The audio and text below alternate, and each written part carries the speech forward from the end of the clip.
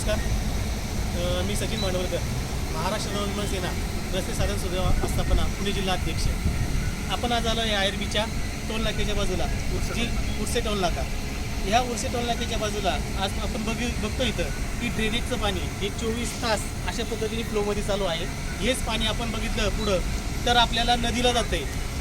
याचा अर्थ काय होते, तर ह्याच पाणी जे नदीला मिसळते हे दूषित पाणी तळेगाव नगरपालिकेच्या हद्दीमध्ये तळेगाव लोकांना पाजलं जातं आहे. हेच पाणी पुढं पिंपरी चिंचवडच्या लोकांना पाजलं जातं आहे. आणि हेच पाणी बघितलं तर याच्यामध्ये फिल्ट्रेशन मशीन लावलेली आहे म्हणतात ते, पण या फिल्ट्रेशन मशीनमध्ये फक्त 24 तासामधनं की 2 तास सकाळी आणि संध्याकाळी 2 तास अशा पद्धतीने चालू असतं. आणि त्याचं जर बघितलं तर त्यांच्या आम्ही आता क्वालिटी चेकिंग करून घेतलं. त्याच्यामध्ये 7 HP त्यांनी दाखवलं की पाणी क्लिअर आहे, म्हणजे पिण्यापेक्षा जास्त बिस्लरीपेक्षा जास्त योग्य पाणी आहे असं त्यांचं म्हणणे आहे. हे जर बिस्लरीपेक्षा जास्त योग्य पाणी जर आहे तर खरंच हे पाणी बिस्लरीपेक्षा येतं, त्यांनी पिऊन दाखवावं.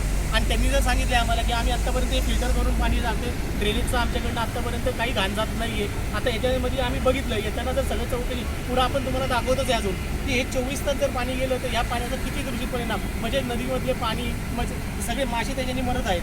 त्याच्यामध्ये जर बघितलं तर आत्तापर्यंत गेली 12-15 वर्षापासून हे अशाच प्रकारे गटरातून पाणी जात आहे.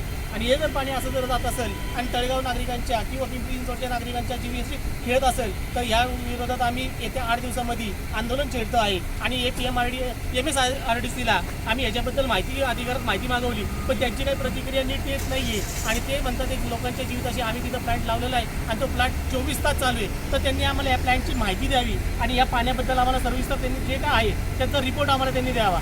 जर इन्स्पेक्शन करून त्यांनी रिपोर्ट जर आम्हाला दिला तर आम्ही नक्कीच तो मान्य करू आणि आम्ही त्याच्यावरची कारवाई थांबवू. अन्यथा येत्या 8 दिवसामध्ये आमच्याकडनं मोठ्या प्रमाणात हे आंदोलन छेडलं जाईल याची त्यांनी दक्षता घ्यावी. जय हिंद, जय महाराष्ट्र.